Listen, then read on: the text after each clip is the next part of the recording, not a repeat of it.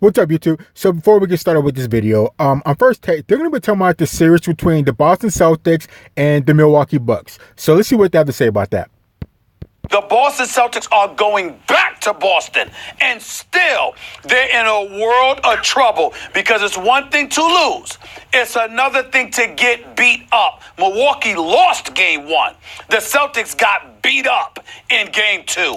That's the difference. Anytime you get a split on the road against the number one seed that's playing defense like that with the Greek freak and guys, that hot from the outside, you can get a split on the road. One team had the eye of the tiger, the other didn't, because the Bucks knew if they go down 0-2 to the Celtics, that's it.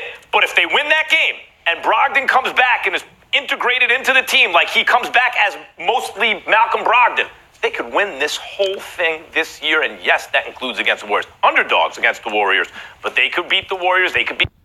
So I don't understand this. I think I might have missed something because the series is tied up 1-1, right? So the Boston Celtics win, and it's, oh my God, the Milwaukee Bucks are in trouble. There's no way they're going to win. They're going to get swept, yada, yada, yada. Okay, then Milwaukee Bucks win, and it'll tie up 1-1. And then it turns into, oh my God, Boston's in trouble. They're not going to win. There's no way they'll be able to pull this off, yada, yada, yada. It's like, so which one is it? Which one is it? Because they're tied up now. So whatever analysis you had on either team, you're going to have to relook at the situation because obviously either team can beat each other because it's 1-1. No matter who got beat up the first game or what happened the second game, the fact is they're both tied up 1-1. So obviously each team can put in work. So I don't understand why they flip-flop to such extremes when one team loses and the other team wins and vice versa. So I just don't get it. I just don't get it. So let's keep going. The Rockets, they could beat anybody when fully healthy. They're not quite as deep as the Raptors or the Celtics. But boy, when they get Brogdon back, that's going to be a problem. Don't forget, Mirotic didn't really have a chance to play because it was a deadline deal. Then he got hurt, and then Brogdon got hurt.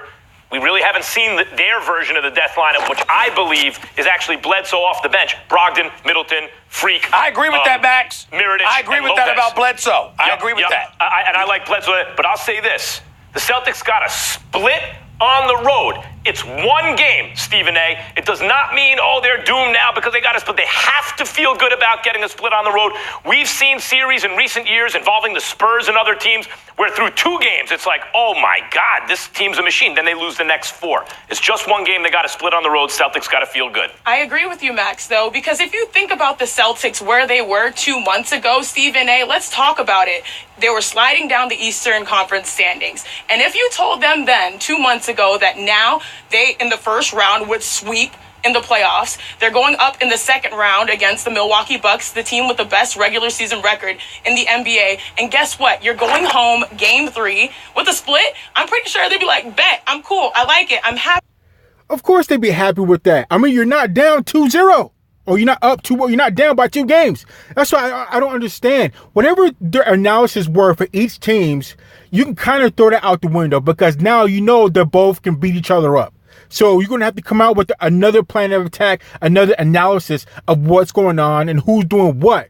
You can't, you can't flip-flop and then say, well, this team just did this and I got lucky because the fact is they're both tied up 1-1 so they can both beat each other up. So it's like, I don't know, you can't even really trust what these guys have to say because the next team that wins, they're going to talk trash about the other team. Oh my God, it's over for the other team. All they can do is get that one. All Boston could do is get that one win. And now they're down 2-1, yada, yada, yada. But if Milwaukee wins, it's, oh my God, Milwaukee, they're going to take it. They're going to win it all. They can do this and that. They're just unstoppable. I'm like, you guys need to decide. Which one is it? Which one is it? They need to decide and stay consistent. Stay consistent just a little bit. Just a little bit consistency will make the show a lot more better instead of all this flip-flopping. Jesus Christ. Let's keep going. And more importantly, this team was able to get a win, steal a road win, when the Bucks have 2 of the best advantages in basketball right now.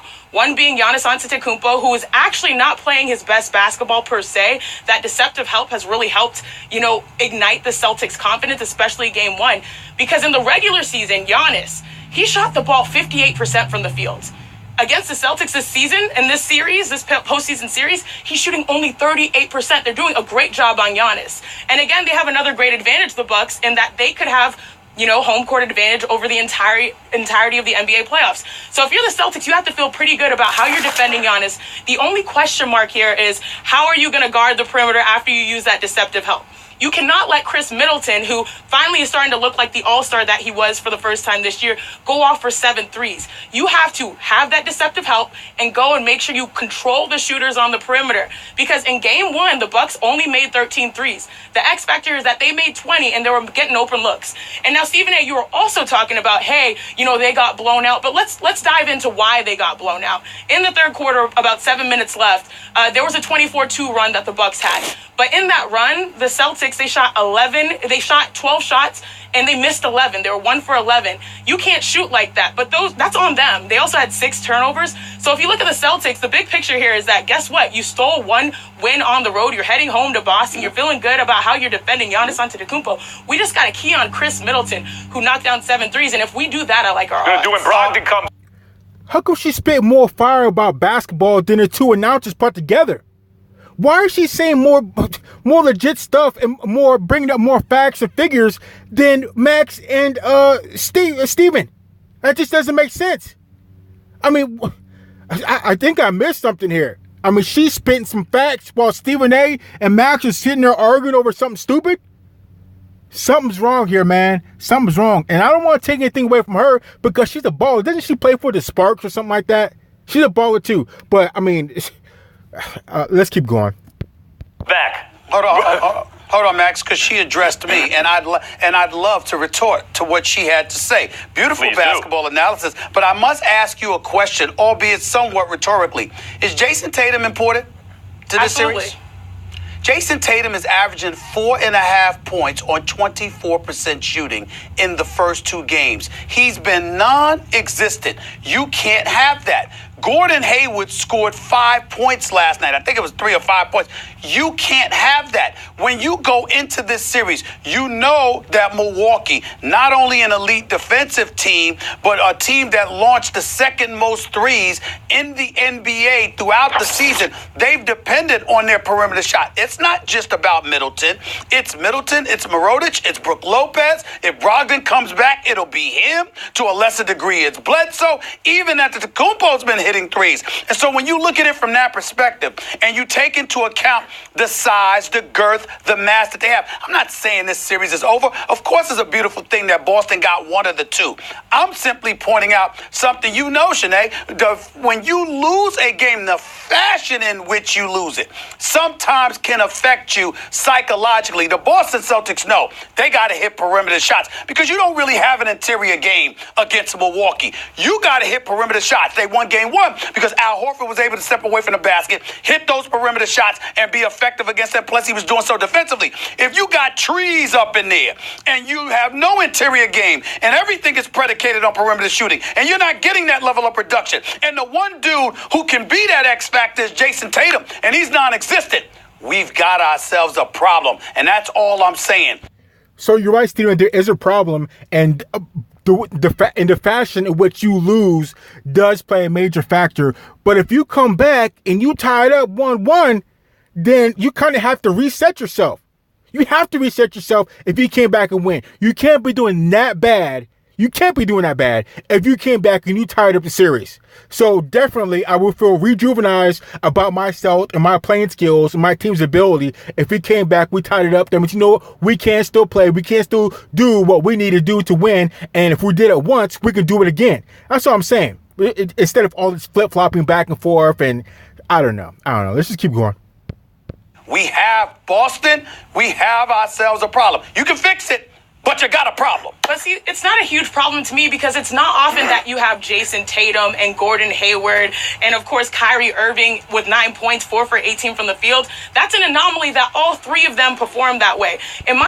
It is. And watch Boston win the next game, and all of a sudden, here comes Stephen A. Oh, my God, Milwaukee's done. It's absolutely over. There's no way they're going to win any more of these games. I don't even know why they're Milwaukee. I don't even know why they have a team anymore. I mean, they're just absolutely getting torn down by Boston. And watch he's going to say the exact opposite if Milwaukee wins. It just doesn't make sense. It doesn't make sense. But it is what it is. So let's keep going. In my opinion, the Celtics, if you think about this team, they play better when their backs are up against the wall. They won game one. That was a huge convincing win. It gave them confidence. And of course, we knew that Coach Bud was going to have a switching defense and come back. And especially Giannis Antetokounmpo was going to play more aggressive. And of course, the Bucks were going to knock down more shots. But they're feeling good about themselves because game one they got. Now they're heading back home. And I've known Kyrie Irving for a pretty long time. I was a McDonald's All-American the same time. We're in the same class of 2010. And this is a guy that performs best when his back is up against the wall. Going into game one. I'm not worried about Kyrie now. I'm not worried about Kyrie. Yeah, but you should be worried about her, Stephen A., because she's throwing out better facts than what you're throwing out. And I bet you, push come to shove, she could probably ball you up. And definitely ball up Max. Definitely ball with him too. Because she's a baller. And I don't even know that much about her. But if she was a McDonald's All-American with Kyrie in 2010, that means she got hands. She got them dribbles. She got everything to probably put on Stephen A. Smith and Max Kellerman. So, I don't know. Let's keep going. Not at all. But are you worried about Al Horford? He's also playing his best basketball right now. And when he's performing, and Kyrie is going to do better, especially playing at home, when you have all the energy of the Garden, I'm not thinking that Jason Tatum and also Gordon Hayward and Kyrie are going to perform like they did game two. I think that they're going to feed off the energy and the confidence that they got from game one. Shanae, well, I'll give you this, Shanae.